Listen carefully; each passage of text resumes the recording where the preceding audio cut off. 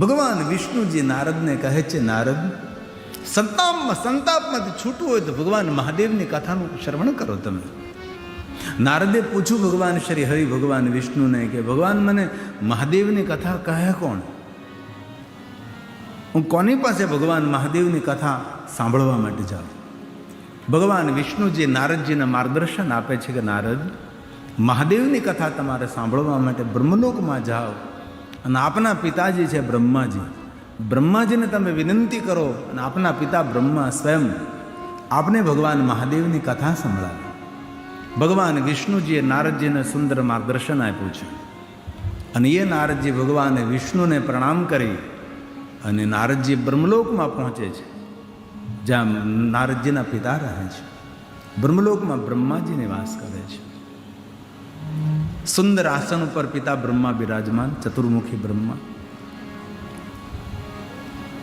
નારદજીને પ્રણામ કરે છે, સાષ્ટાંગ પ્રણામ કરે છે. નારદ પિતાજીને દંડવત પ્રણામ કરે છે અને નારદ પોતાના પિતાને સુંદર પરિક્રમા કરે છે. કેટલો સુંદર વ્યવહાર પિતા સાથે. ફરી પાછા પ્રણામ કરે, ફરી પાછા સાષ્ટાંગ પ્રણામ કરે અને ફરી પાછા બ્રહ્માજીને દંડવત પ્રણામ કરે છે. પુત્રનો વ્યવહાર પિતા સાથે આવો હોવો જોઈએ. એક વાત કહું,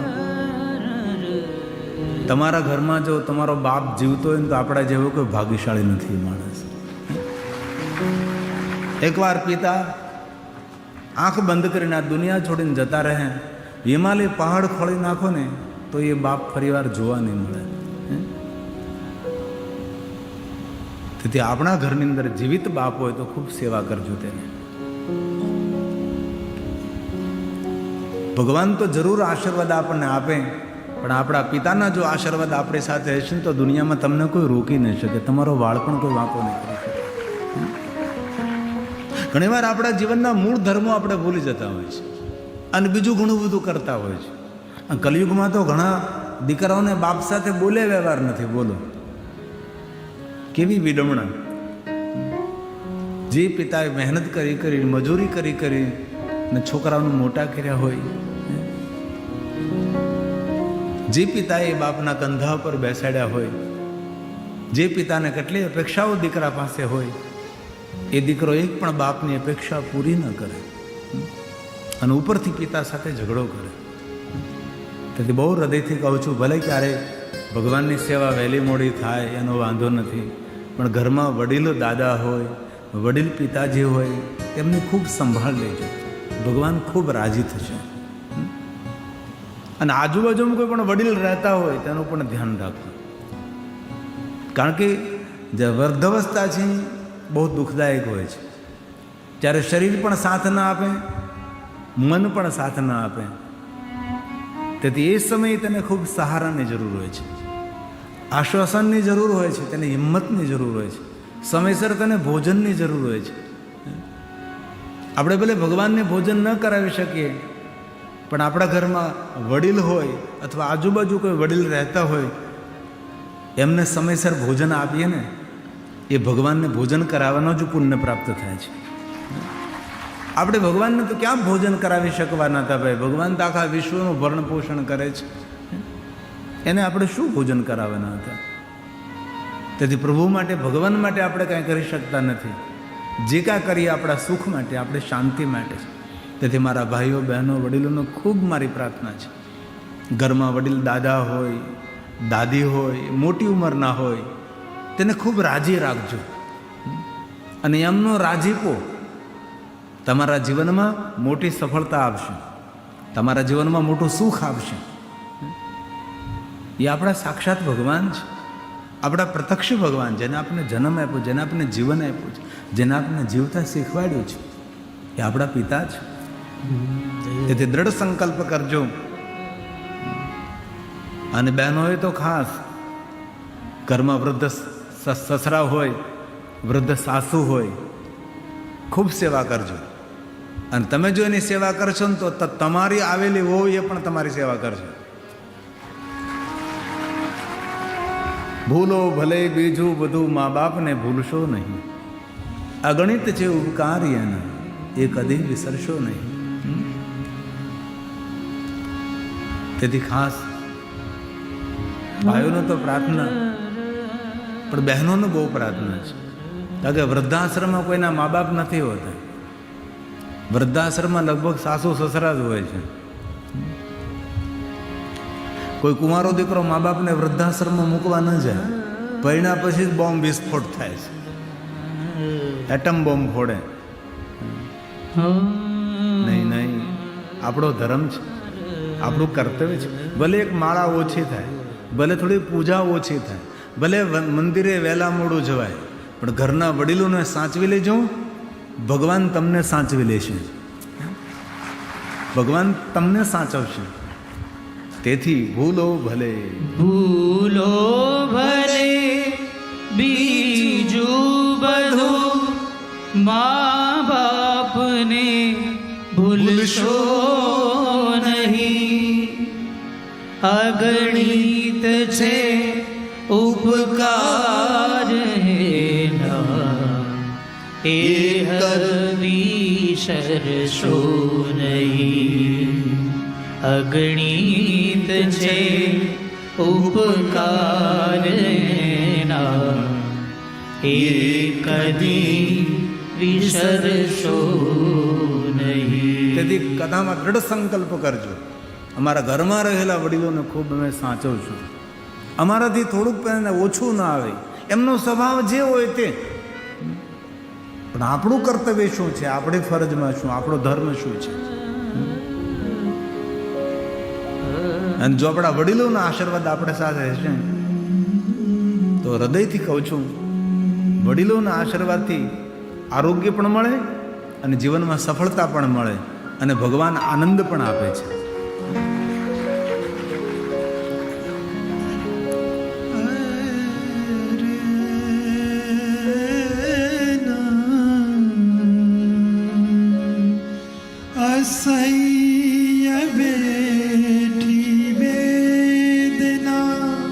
આપણા બાળકને આપણે મોટું કરી છે ને આપણને ખબર છે.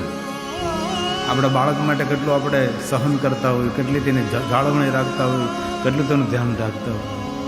આપણું પણ કોઈ ધ્યાન રાખ્યું છે, એ આપણા મા બાપ છે.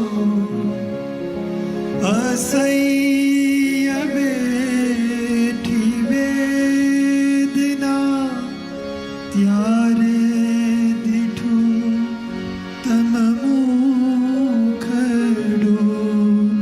અસહ્ય બેઠના ત્યારે દીઠું તમ મુખડું.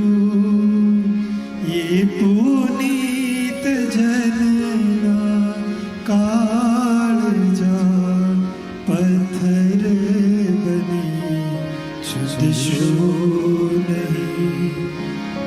અગણિત છે ઉપકાર એ કદી વિસરશો.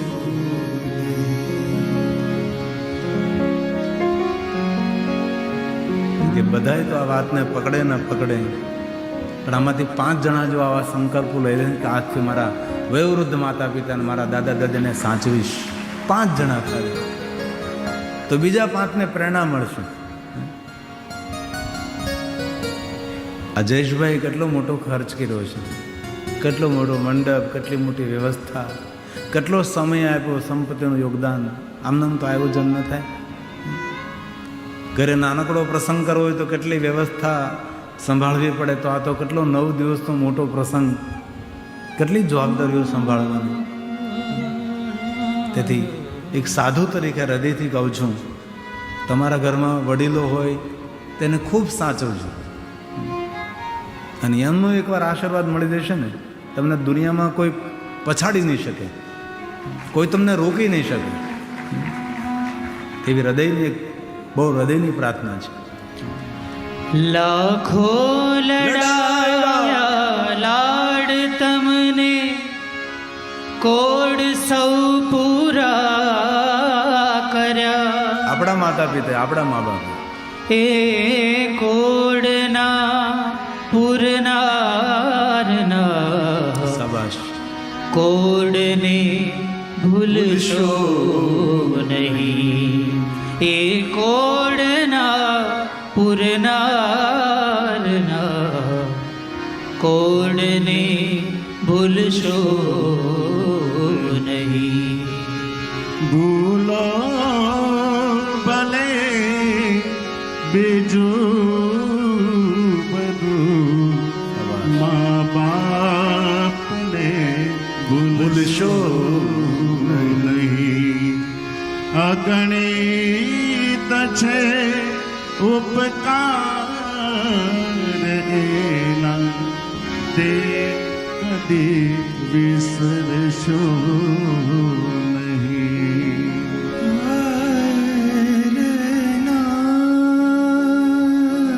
પિતાજીના ચશ્મા ખરાબ થઈ ગયા ને તો પહેલાં એ રિપેર કરાવી આપજો, તમારું કામ બીજા નંબર ઉપર રાખજો. માને કે પિતાશ્રીને દવાખાને જવાનું હોય તો પહેલાં તેને દવાખાને લઈ જજો અને પછી તમારું કામ બીજા નંબર ઉપર કરજો. ભલે ઓફિસે જવાનું મોડું થાય, ભલે નોકરીમાં ડિસ્ટર્બ થાય, નોકરીના માલિકને કહી દેવાનું કે ભાઈ મારા પિતાજી થોડા બીમાર હતા, મારે હોસ્પિટલે લઈ જવા પડશે. કોઈ એવો ઓફિસર નથી, કોઈ એવો શેઠ નથી કે તમારા મા બાપની સેવાથી તમને વંચિત કરે.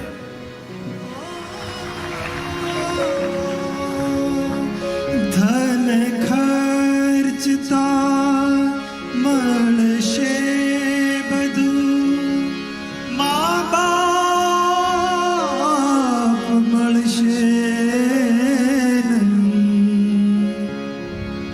ધન ખર્ચતા મળશે બધું, મા બાપ મળશે નહીં.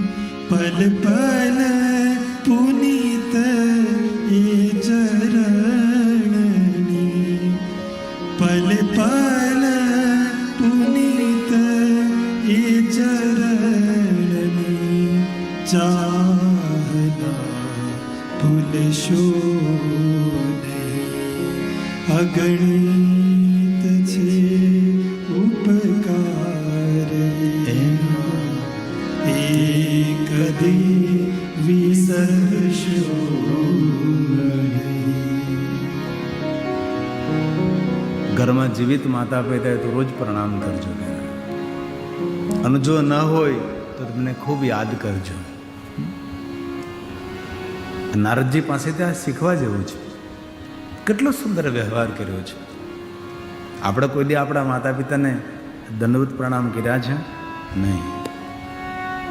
ક્યારેય માતા પિતાની પરિક્રમા કરી છે? નહીં. આપણે તો દેવાલય શિવાલયની પરિક્રમા કરવા જઈએ, પર્વતોની પરિક્રમા જ કરવા જઈએ, પણ માતા પિતાની પરિક્રમા કરવાનું ઘણીવાર ચૂકી જતા હોય છે. ભગવાન ગણેશજીનો મોટો સંદેશ છે, માતા પિતાની પરિક્રમા કરી ગણેશ ભગવાન. આ નારદજી કેટલી મોટી પ્રેરણા પૂરી પાડે છે.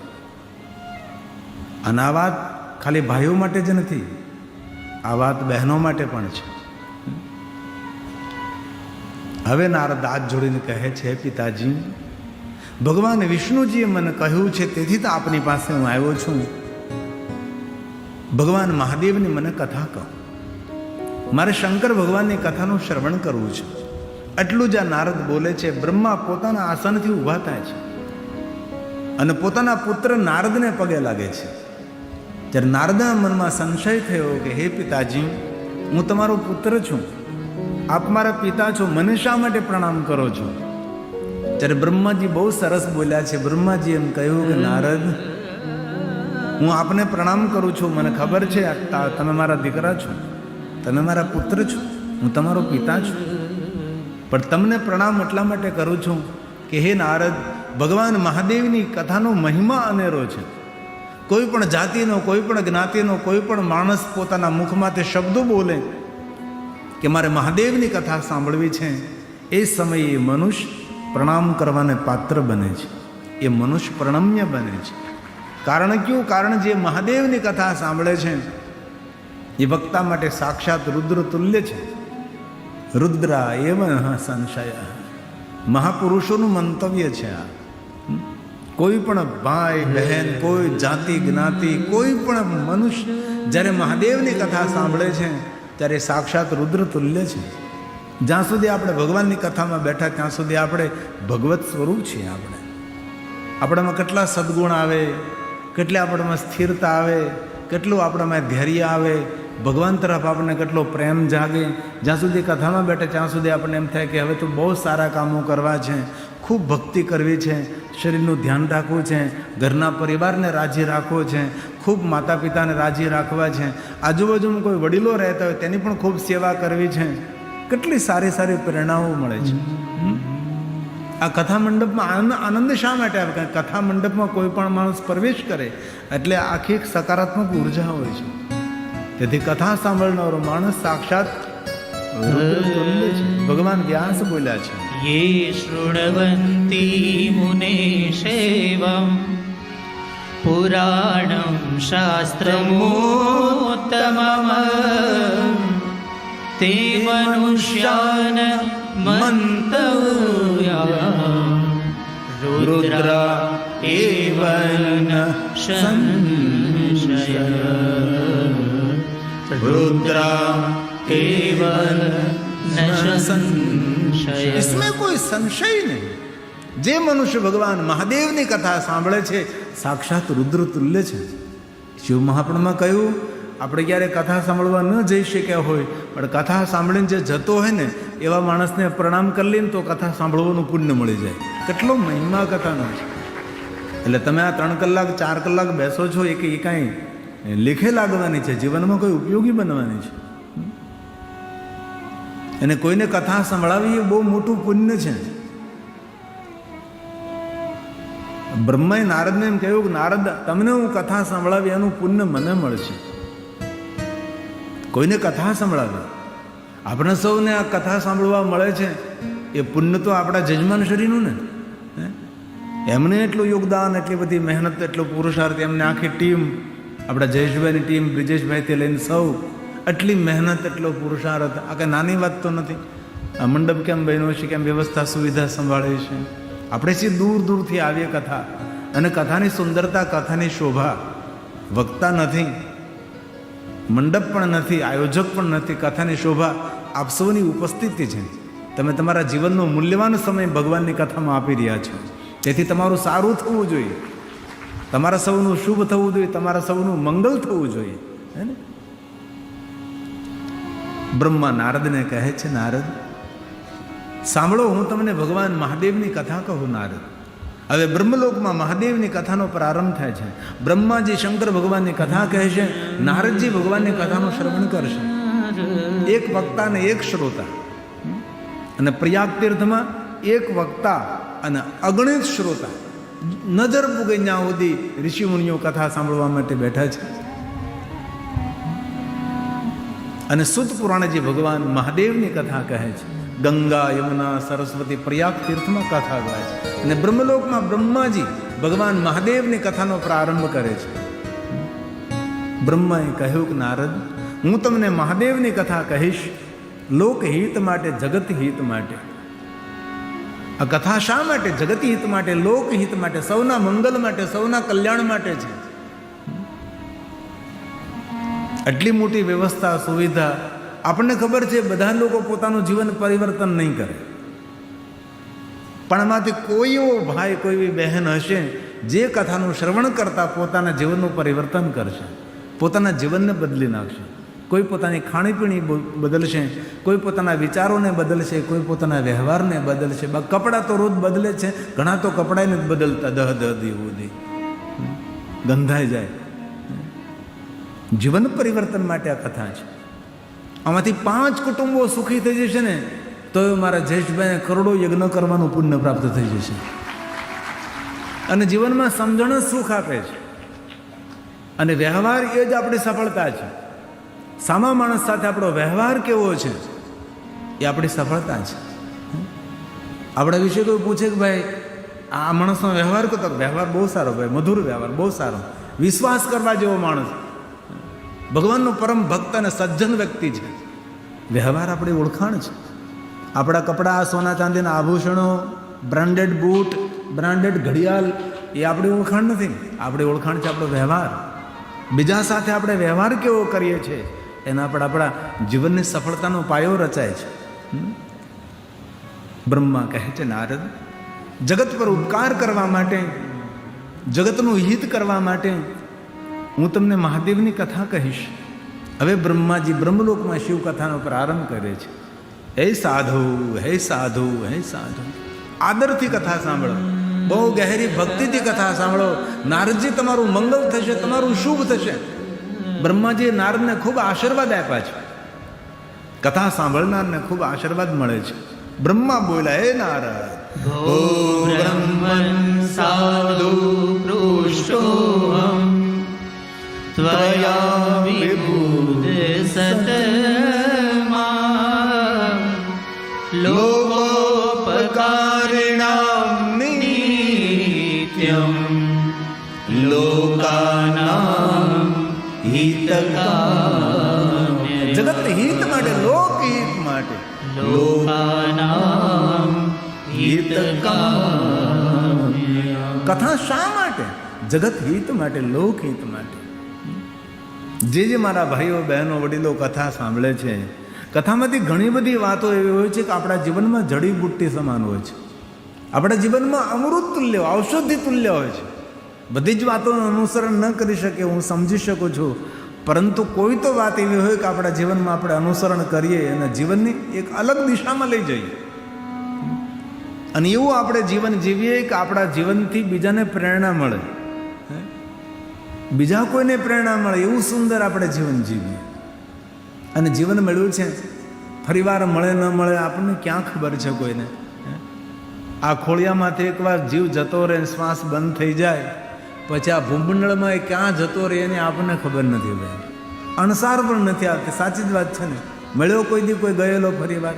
કોઈ નહીં મળે.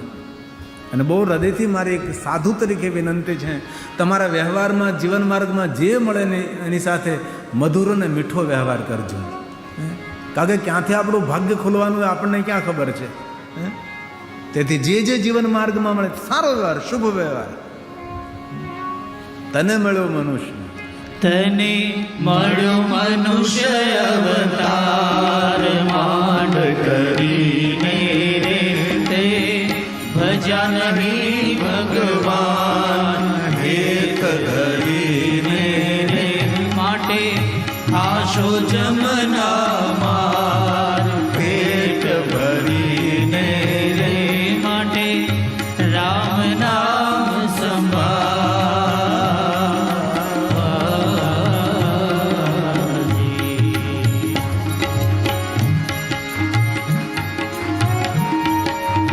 જીવનના મૂલ્યને સમજીએ. આપણા જીવનનું મૂલ્ય આપણે કરીએ, આપણું સન્માન આપણે વધારીએ. આપણું સન્માન બીજો કોઈ નહીં વધારે. આપણા વ્યવહારથી, આપણી વાણીથી, રખાવટથી, સંબંધોથી. જીવનની ગયેલી પલ, જીવનની ગયેલો દિવસ, જીવનમાંથી ગયેલો મહિનો અને વર્ષ કોઈને પાછું મળ્યું નથી ને પાછું મળવાનું પણ નથી. તેથી જીવનનો સારો ઉપયોગ, સદુપયોગ કરીએ. ગઈ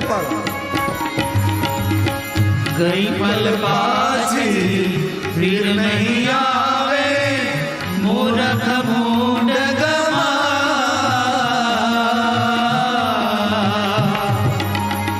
ગઈ પલ પાછી ફિર નહીં આવે, મૂર્ખ મૂંડ ગમા.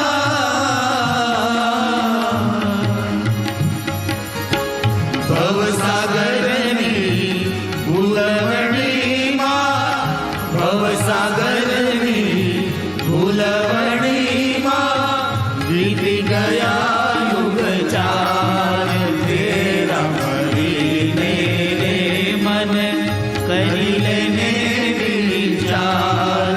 જીવન થોડા રે તારે હરિ કથાની માન, કાન છે ઓડા રે અને યમપુરીની માય મળશે જોડા રે માટે રામ નામ સંભાળ.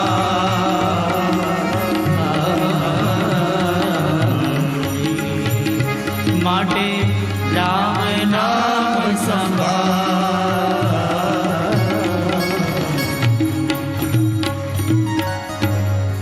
તેથી દરરોજ નિર્ણય લેવાનો છે કથા સાંભળ્યા પછી.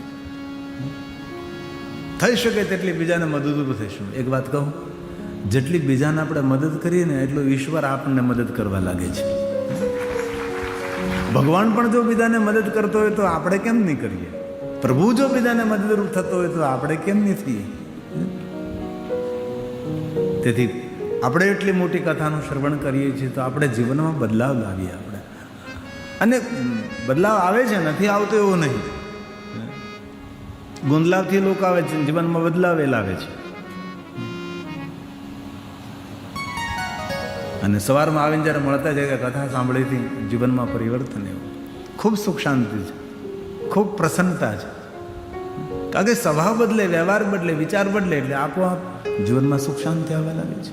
બ્રહ્મા નારદને કહે છે, નારદ આપણે હું ભગવાન મહાદેવની કથા કહું એ પહેલાં ભગવાન શિવની સ્તુતિ કરું.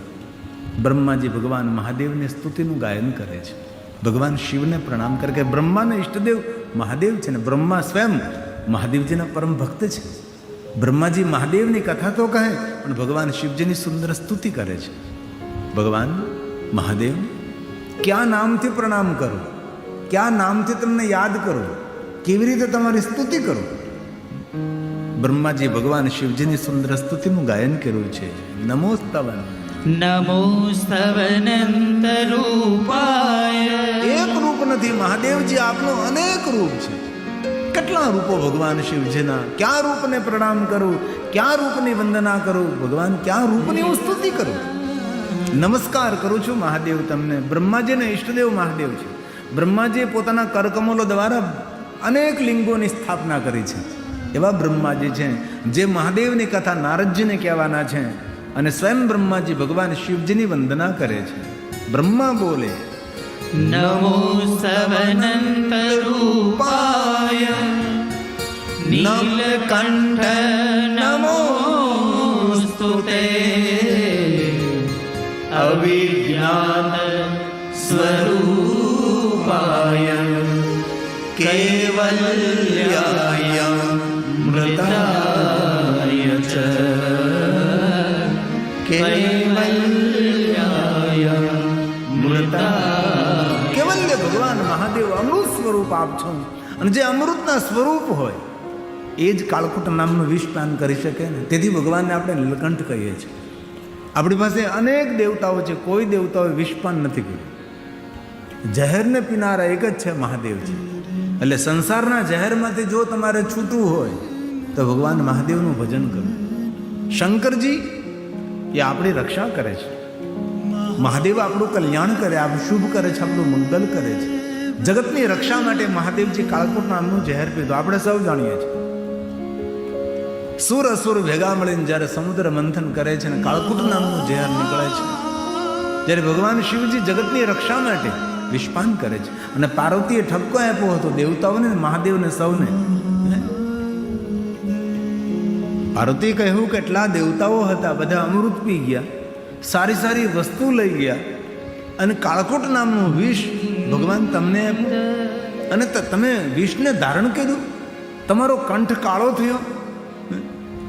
આ શા માટે તમે આવું દુઃખ વર્યું? ત્યારે ભગવાન મહાદેવ કહે છે, હે પાર્વતી, આ જેટલા દેવતાઓ છે ને સૌ મારા પરમ ભક્ત છે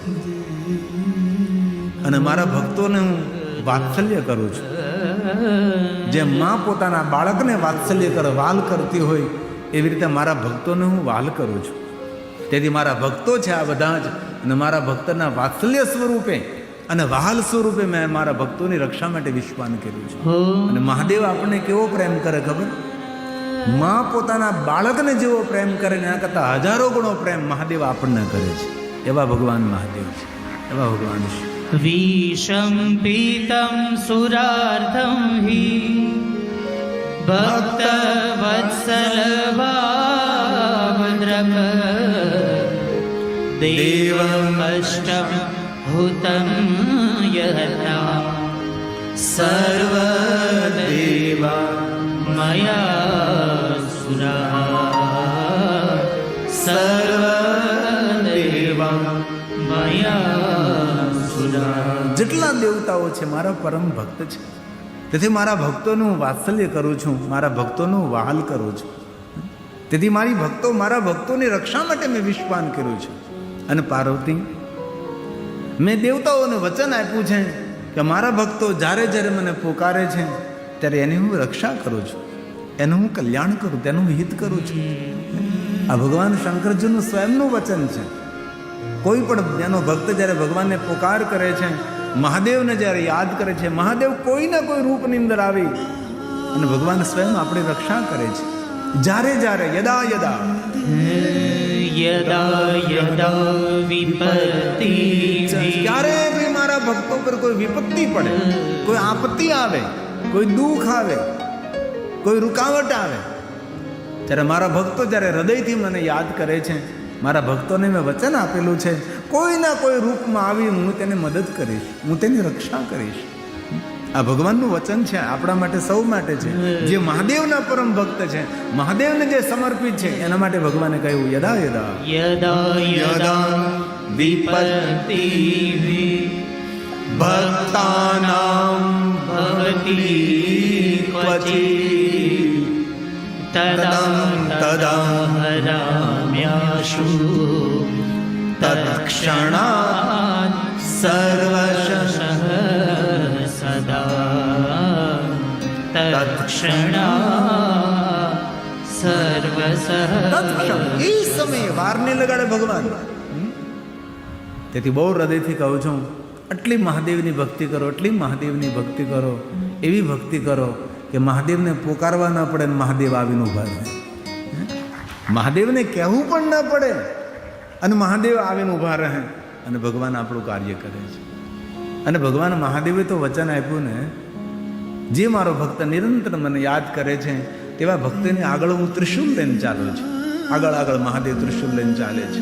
શા માટે? રસ્તામાંથી કાંટા કકરાઓને દૂર કરવા માટે અને શત્રુઓથી રક્ષા કરવા માટે ત્રિશુલ લઈને મહાદેવ આવે છે.